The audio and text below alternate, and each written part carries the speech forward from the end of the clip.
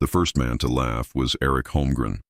He did it openly, standing in the road with his hat pushed back and his arms folded, the way men stand when they have decided something is funny and want credit for noticing it first. He looked at what Hulda Magnusson had spent the last 4 months building on the south face of the ridge above Linden Creek, and he laughed until his breath came in short white clouds in the October cold. "That," he said to the men beside him, "is not a house."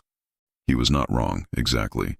From the road, it looked like nothing so much as a failed attempt at a large burial mound, low, squat. The earth banked up on 3 sides to the roofline, and the roofline itself covered in sod already browning in the autumn frost. A single door facing south set into a stone surround she had mortared herself from creek limestone. 2 small windows flanking it south-facing, glass she had traded 3 months of spinning to obtain. The whole thing no higher than a man's shoulder at its tallest point. Eric Holmgren shook his head. "A woman that age," he said, "ought to know better." Hulda Magnusson was 62 years old. She had crossed the Atlantic in the hold of a ship that smelled of rot and human despair. She had buried a husband and 2 children in Finnish soil before she left, and 1 more child in Ohio soil after she arrived. She had spent 31 years in America learning the language, the winters, the particular quality of the cold that settled into the upper Mississippi Valley in January and did not lift until April. She had known something was coming before anyone called it a winter. She did not hear Eric Holmgren laugh, or if she did not come to the window. She was inside, pressing her palm flat against the north wall of her house, feeling the temperature of the earth through 6 inches of packed clay and stone, thinking about her father. Her father, Aino Koskinen, had been a builder in Hämeenlinna. Not a carpenter, not a mason in the formal sense, but the kind of man who understood the relationship between earth and cold the way a doctor understands the relationship between fever and illness. He built in the old Finnish way, the way his own father had built, the way that had kept people alive in a country where winter came in October and sometimes did not leave until May. Hulda had watched him work from the time she could walk. She remembered standing at his elbow when she was perhaps 5 years old, watching him lay stone, and asking why the wall had to be so thick. Frame houses had thin walls. She had seen them in the village. Her father had not stopped working. He had laid another stone, fitted it against its neighbor, with the care of a man placing a word in exactly the right sentence, and then he had said, "A thin wall knows what the weather is. A thick wall forgets." She had not understood it then. She was 5. But she had kept the words the way you keep a stone that feels right in your hand, carried it through girlhood and marriage and ocean crossing and 40 years of American winters, until the autumn of 1858 when her husband Paavo died of the fever in June, and she found herself alone on 40 acres of Wisconsin land with 1 bad roof, 1 deteriorating barn, and 9 cords of firewood she had not the strength to split. She had looked at what she had.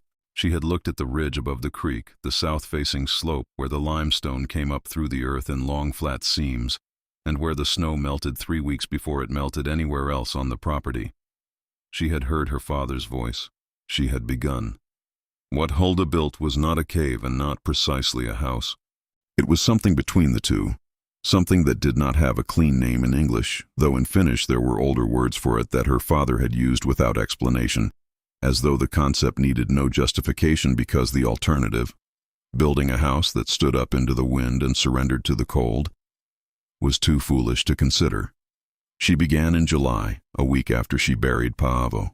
The ridge gave her the first advantage, a natural concavity in the south face, not a true cave, but a sheltered pocket where the limestone bluff curved inward and provided 8 feet of overhang above grade. She extended this. She did not excavate into the hillside but built forward from it, using the bluff itself as her north wall. 22 feet of solid limestone, chilled to 53 degrees in summer, and holding that temperature through the winter like a great slow battery of cold that she would turn, over the months, into a battery of warmth. She cut sod in long strips from the meadow and laid it in courses against a timber frame she assembled from trees she felled herself on the west slope. She mortared limestone for the south wall, the only exposed face, 2 feet thick, the stones fitted with the patience her father had taught her. Not a collection of stones, but a single thing made of pieces that chose to hold together. She built the south wall to just above window height. then corbelled it inward to meet the bluff overhang, creating a vaulted ceiling of stone and packed earth. She set the 2 south windows to catch the low winter sun. She built the floor from flat limestone flags laid over 4 inches of straw and 8 inches of packed clay. The stove she set not against the south wall, where warmth would be lost immediately to the outside cold, but against the north wall, against the bluff itself. When she lit a fire, the heat traveled first into 22 feet of solid limestone.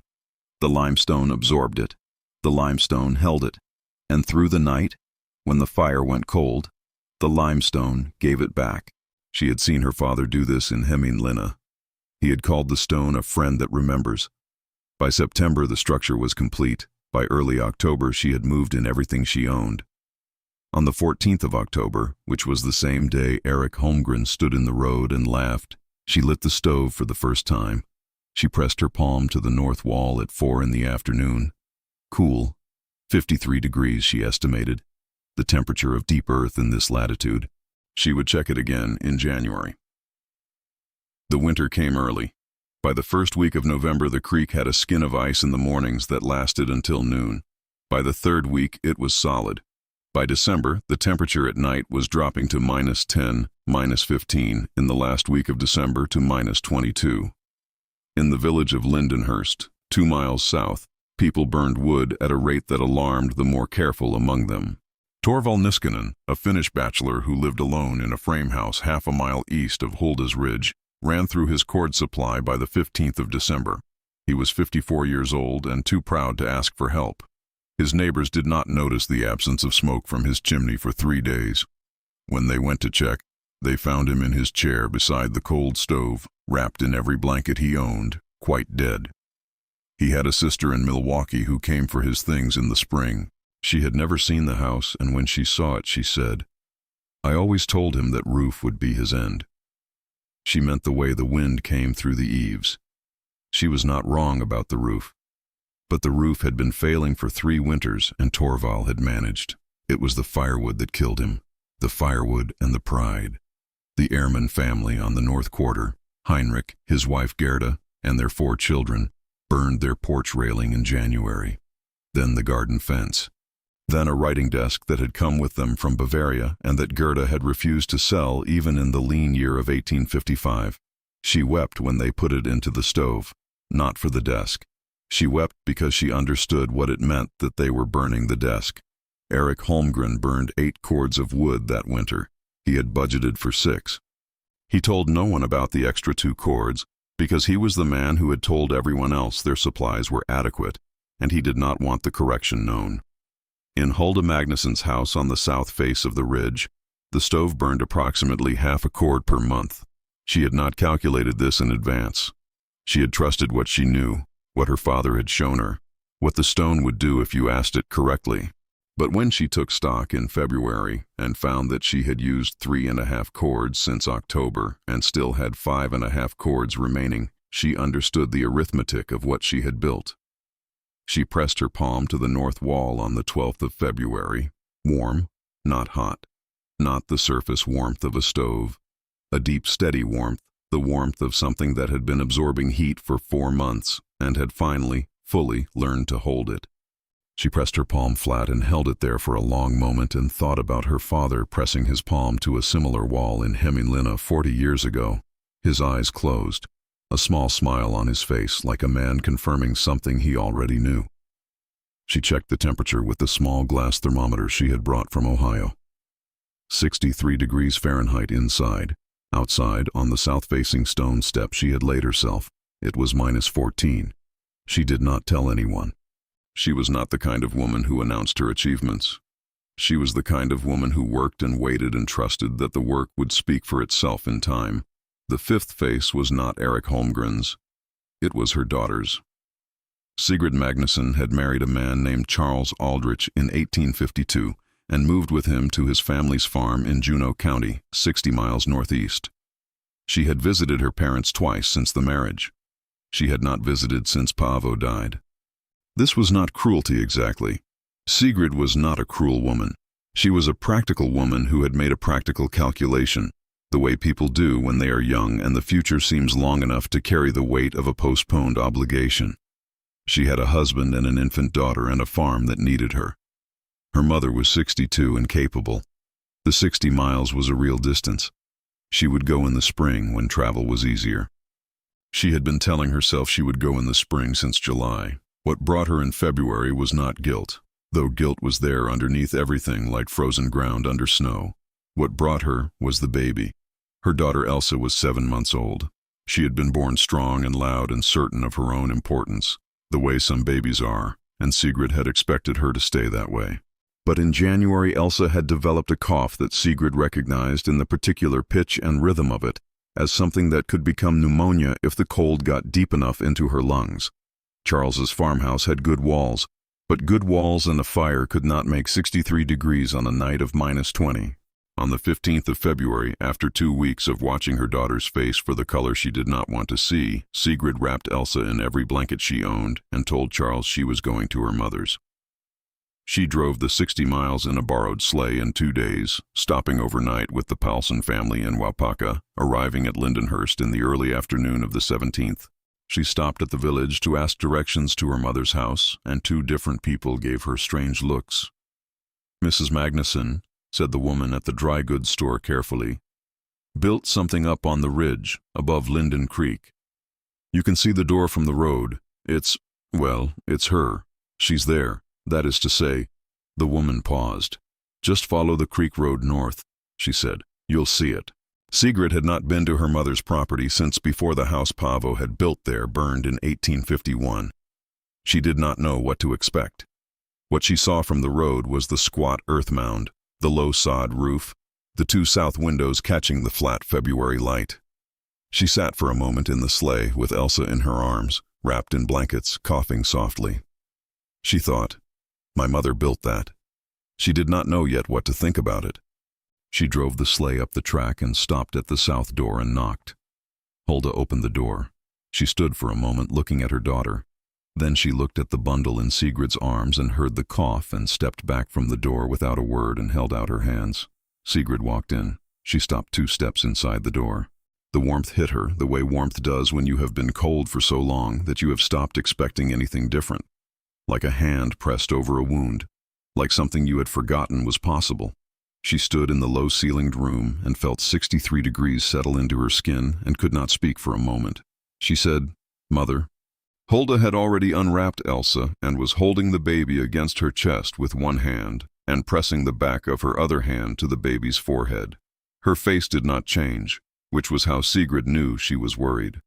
"Sit," Halda said. Sigrid sat. She looked around her mother's house.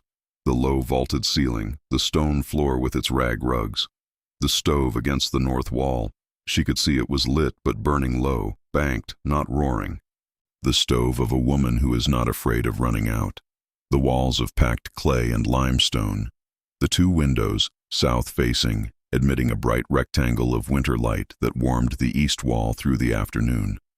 She reached out and pressed her palm to the east wall. Warm. Not stove warm, something deeper. The warmth of a wall that had been receiving sunlight every clear afternoon for 4 months and storing it in clay and stone and giving it back through the night. She looked at her mother. Halda was sitting across from her with Elsa on her lap, rubbing the baby's back in slow circles. The baby had stopped coughing. She was looking up at Halda with the particular alert attention infants give to new faces. "She needs warm air," Halda said. "She has it." Sigrid looked at her hands in her lap. "I should have come in the summer," she said. Halda did not answer immediately. She was looking at Elsa. Then she said, "You are here now." And this was the whole of the conversation about the 7 months. It was enough.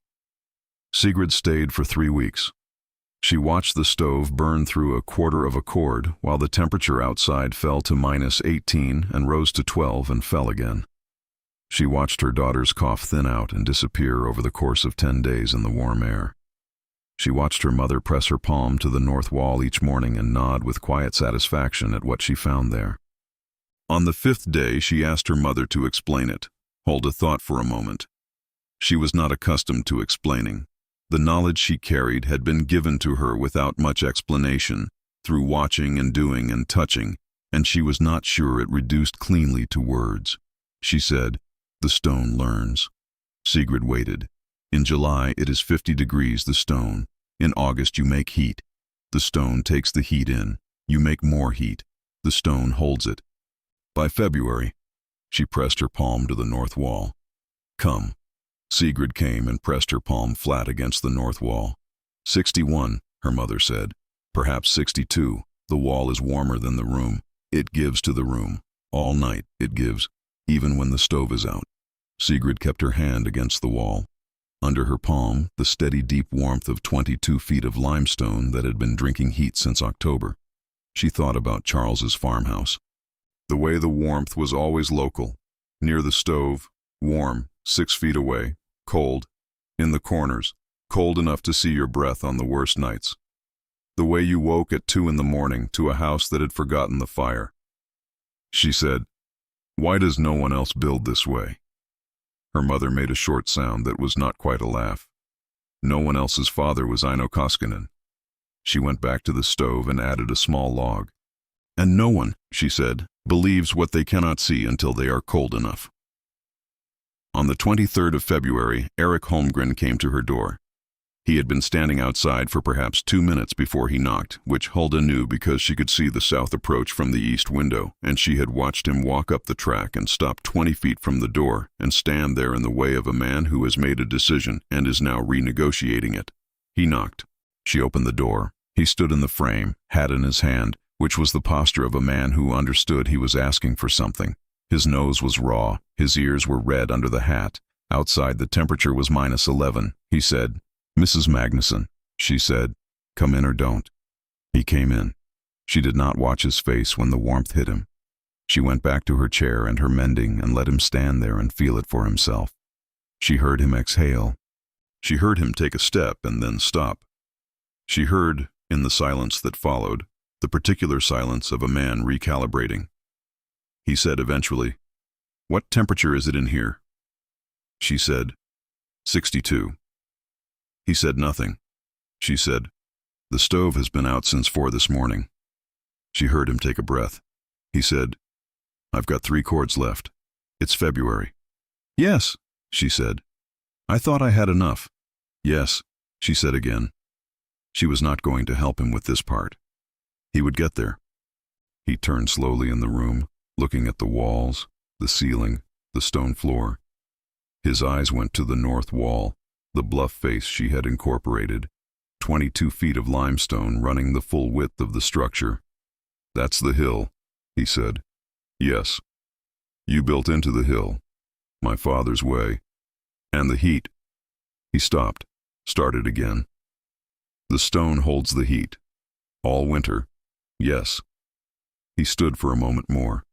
Then he said, with the specific difficulty of a large man acknowledging a large thing, "I came to ask if you know anyone with surplus cord to sell." She set down her mending. "I have 6 cords remaining," she said. He looked at her. "I budgeted 9, she said. "I will not need 9. She told him the price, which was fair. He did not negotiate, which was the most honest thing he had done in some time, and they both understood it. Before he left, he put his hand on the north wall without being invited to, without asking, the way a man reaches out to touch something he cannot quite believe. He held his palm there for a long moment. He did not say anything. He left. He told 4 men. This was not generosity, or not only generosity. It was the particular behavior of a person who has been surprised by something and needs to share the surprise in order to confirm that it is real. He told the men the way he might have told them about an unusual animal he had seen, or a piece of land with unexpected qualities. He told them as a fact, not an endorsement. But facts were enough.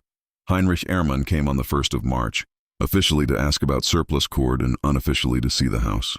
He walked through the door and stopped and closed his eyes for 3 full seconds. The eyes of a man who has been burning his furniture all winter and had not known until this moment how tired he was. He said something in German. Hulda did not speak German, but she understood the tone. She let him look at everything. She answered his questions through Sigrid, who had picked up more German than she realized over the years. She showed him where the north wall connected to the bluff and explained about the thermal mass. She showed him the south windows and the angle of winter sun. She showed him the ceiling and explained how the earth and sod above gave additional insulation, a blanket of soil that remembered summer even in the depths of February. Heinrich Ehrmann was a carpenter. He had built his frame house himself and was proud of it. He stood in Halda's low-vaulted room and did not say a word for a long time, and then he said, through Sigrid, "How long did it take?" 4 months, Sigrid translated. She started in July. He said something else. Sigrid said, "He says he wants to understand it." Halda looked at him. He was perhaps 45, a solid man, with the large, careful hands of someone who built things to last. She said, "Then stay." He stayed for a week. He brought his oldest son, Wilhelm, who was 18 and serious, and the two of them moved through the house with the particular attention of builders, pressing hands to walls, studying joints, examining the way the vaulted ceiling transferred load to the side walls, looking at the relationship between the stove position and the north mass. On the third day, Heinrich asked Halda if she would walk the site with him and show him how she had chosen the location. She showed him the south slope, the concavity in the bluff that had given her the starting point, the limestone seams that provided building material within 50 feet of the structure, the angle of the winter sun as it cleared the ridge to the southeast and struck the south wall from mid-morning to mid-afternoon, those 3 or 4 hours of direct gain that added measurably to the interior temperature on clear days. She showed him how she had tested the depth of the frost line by driving an iron rod into the ground at different distances from the bluff base. He listened the way a serious student listens, which is to say without interrupting. On the 5th day he said, through Sigrid, "I want to build one for my family. Next summer, will you help me plan it?" Halda said, "Yes." She said it without hesitation because this was not a gift she could reasonably withhold, and because she understood, in the way her father had understood it, that knowledge of this kind grows larger when it is shared and smaller when it is kept. She showed him the details over the following 2 days, the frost line depth and why it mattered, because a floor laid below frost line stays at earth temperature year-round, never freezing, never requiring additional heat to prevent freezing. The south window placement and angle, low enough to admit the winter sun that travels at 22 degrees above the horizon, high enough that the summer sun at its steep summer angle mostly misses the glass, keeping the interior cool when cool is what you want. The north wall mass calculation, how much stone you need to absorb, how much heat for how many hours. Her father had taught her the rough arithmetic. For every cord of wood burned per month, you want approximately 40 square feet of 2-foot-thick limestone in contact with the heated space. She did not know if this was precisely right. It was what her father had said. The winter seemed to be confirming it. The stove placement, against the mass, not against an exterior wall. Every fire builds the wall's heat reserve. Every fire makes the wall warmer. By February, the wall is warmer than it was in November because it has been accumulating for 3 months. The earth blanket on the roof, she explained the insulating value of soil, which holds temperature the way stone holds temperature, the way the deep earth at the bottom of a well stays 53 degrees regardless of what the air above is doing. The sod roof was not pretty. It looked like a failed mound from the road, but it had 20 times the insulating value of wood shingle over an open attic. Heinrich Ehrmann wrote everything down in a small notebook in careful German script. His son Wilhelm stood beside him with the straight posture of someone filing things away in a more permanent storage than paper. On the 7th day they left. On the way out, Heinrich stopped at the door and turned back to her. He said something. Sigrid translated. "He says he is sorry for the winter you spent alone here." Halda looked at him for a moment. She said, "I was not alone. I was with the stone." The winter broke in mid-March, the way Wisconsin winters break. Not cleanly, but in stages, a day of softening followed by another week of hard freeze, then 2 days of softening, then a slow, reluctant surrender. By the 1st of April, the creek was running. By the 15th, the south slope above Halda's house was showing the first green. Sigrid left for Juneau County on the 8th of April, Elsa bundled and healthy and loud, the cough gone for 6 weeks. At the door, Sigrid held her mother's hand for a long moment. She said, "I'll come in June." Halda said, "Yes, I mean it, I know." They looked at each other, 62 years and 31 of them, 7 months since Paavo died, 3 weeks of warm air. "He would have liked this house," Sigrid said. Hulda looked past her at the south slope, the April light on the limestone seams, the sod already beginning to green. "He helped me see it," she said. "He always said the ridge would be useful for something." Heinrich Ehrman built his house the following summer, on the east face of a low ridge a mile south of Hulda's. He spent 3 weeks planning it with his son Wilhelm, working from the notebook he had filled in February. He came to Hulda 4 times with questions. She answered everyone. The Ehrman house went up in August and September. It was larger than Hulda's. They had more children, more furniture, more of the accumulated weight of a family that had come from Bavaria with intentions. But it followed the same principles. South face open with large windows, north wall and 2 side walls, earth bermed, floor below frost line, stone mass behind the stove, sod roof. In November, with the first real cold, Heinrich pressed his palm to his north wall and found it cool. 53 degrees approximately. In February, with the temperature outside at -12, he pressed his palm to the north wall again. He called his wife Gerda. She came and pressed her hand to the wall and stood there for a long moment, and then sat down on the floor with her back against the warm limestone and closed her eyes, and did not say anything at all. The stove had not been lit since midnight. The interior temperature was 61 degrees. Through the spring and summer of 1859, 3 more families in the Lindenhurst Valley broke ground on earth-sheltered houses. 2 of them came to Hulda directly for advice. One of them hired Wilhelm Ehrman, who was 19 by then and had absorbed his father's notes well enough to design without consulting them. Hulda walked every site at least once, reading the slope and the stone exposure and the winter sun angle the way her father had taught her to read it, pointing out what would work and what would not. She did not charge for this. She was asked once by the wife of a farmer named Gerber, who could not understand why she gave the knowledge away, why she did not at least charge for her time. Hulda thought about this for a moment. She said, "My father gave it to me." The woman waited. "His father gave it to him," Hulda said. "You do not sell a thing that was given." By the winter of 1862, there were 9 earth-sheltered houses in the valley above Lindenhurst, in various states of completeness and expertise.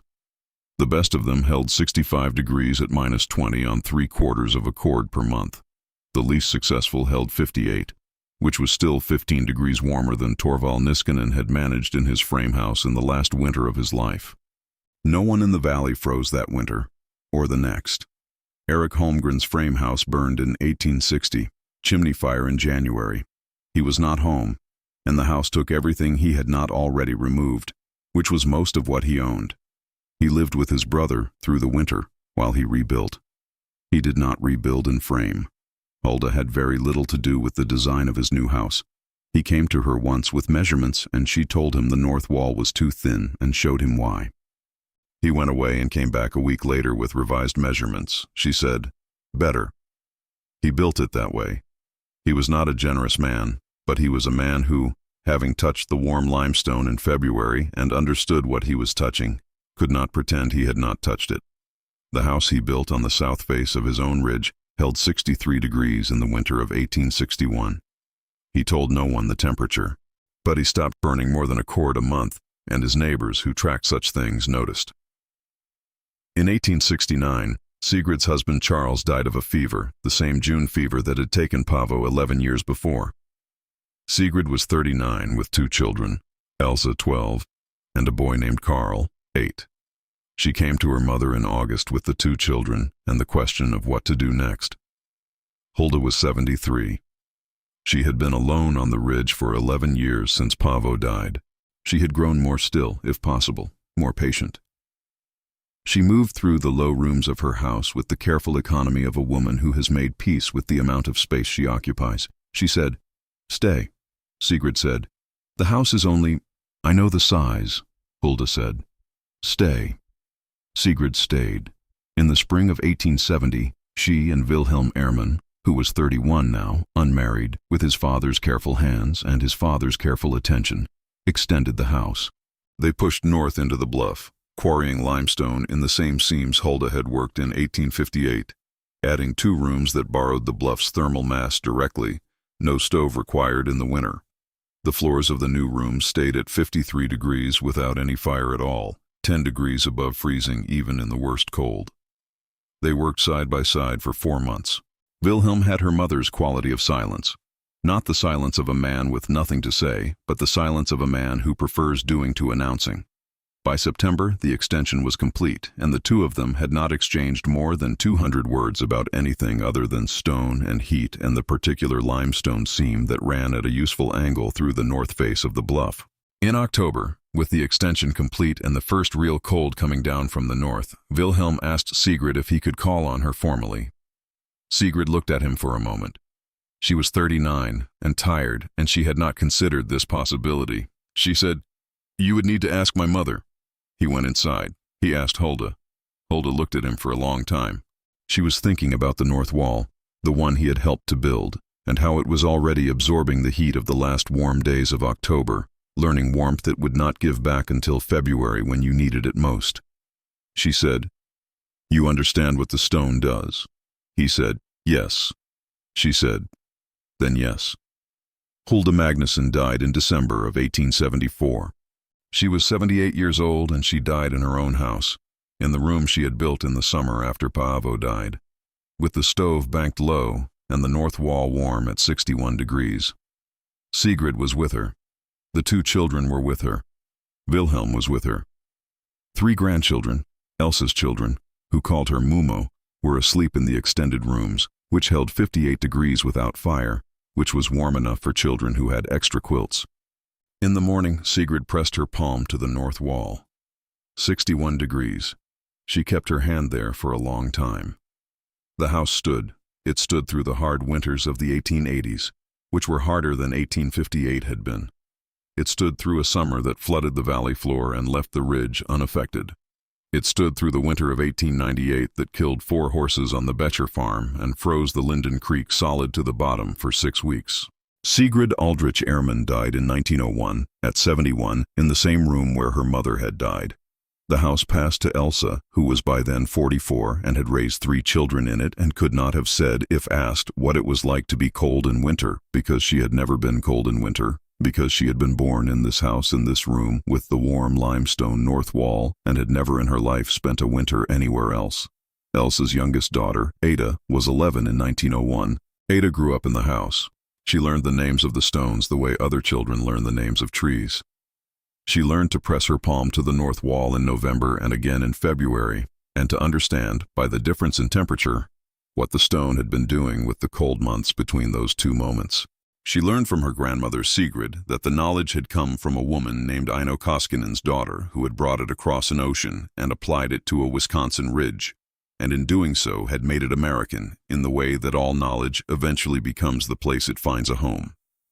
In 1912, when Ada was 22 and newly married, she brought her husband to the house to show him. He stood inside the door on a February morning, -8 outside, and felt the warmth and looked at the low vaulted ceiling and the south windows with their winter light and the limestone north wall. He pressed his hand to the north wall. He looked at Ada. She said, 62. My great-grandmother built it in 1858. He kept his hand on the stone. He said, how? She said what her grandmother Sigrid had told her, what Sigrid had learned from Hulda, what Hulda had learned from Aino Koskinen in Hämeenlinna when she was 5 years old, watching her father lay stone with the care of a man placing a word in exactly the right sentence. A thin wall knows what the weather is. A thick wall forgets. He looked at her. She said, the stone learns. Every fire you build, the stone takes the heat in. Every cord you burn, the wall gets warmer. By February, the wall is warmer than it was in November. The wall is doing what you taught it to do. He kept his hand on the stone for a long moment. Outside, -8. Under his palm, 62 degrees of accumulated warmth that had been building since October. He said, people know about this? Ada said, people laughed at it. She looked at the wall her great-grandmother had built against a bluff in the summer after her husband died, with the knowledge her father had given her and her father's father had given him. Knowledge that had come across an ocean in a woman's memory and found its way into 22 feet of Wisconsin limestone, until, she said, they came inside.